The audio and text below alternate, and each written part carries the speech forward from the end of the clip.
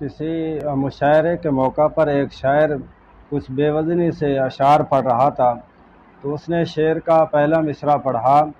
کہ یہ میری ہمت ہے یا بے غیرتی ہے یا بے حسی ہے، تو مجمع میں بیٹھا ہوا ایک نادان نے واہ واہ کر دی۔ شاعر سمجھا کہ یہ میرا کمال کا شعر ہے،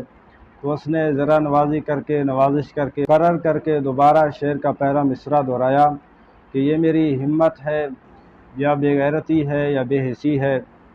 تو مجمع میں سے کسی نے شرارت کر کے دوبارہ واہ واہ کر دی۔ شاعر پھر سمجھا کہ یہ میرا کمال کا شعر ہے، اس نے دوبارہ یہی جملہ دہرایا کہ یہ میری ہمت ہے یا بے غیرتی ہے یا بے حسی ہے۔ جب اس نے تیسری مرتبہ یہ شعر کا پہلا مصرع دہرایا تو مجمع سے آواز آنے لگی کہ جناب والا 100% تیری بے غیرتی ہے، بے غیرتی۔ تو معزز سامعین کرام،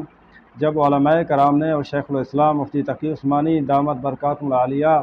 اور انہوں نے پورے امت مسلمہ کی طرف سے فلسطین کے بارے میں جہاد کا فتویٰ لگایا، تو اسرائیلیوں سے زیادہ پاکستان میں چھپے اسرائیلی ایجنٹوں کو زیادہ تکلیف ہونے لگی ہے۔ فواد چودھری نے کہا کہ جن مفتیان کرام نے، جن مولویوں نے جہاد کا فتویٰ لگایا، میں اپنے خرچے میں ان کو فلسطین بھیجنا چاہتا ہوں، سب سے پہلے وہ فلسطین جائیں۔ تو اس پر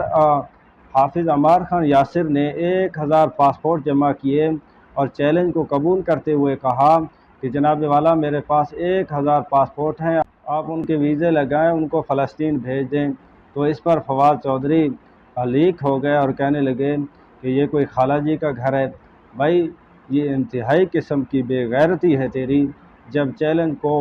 پورا نہیں کر سکتا تو چیلنج کرتا کیوں ہے؟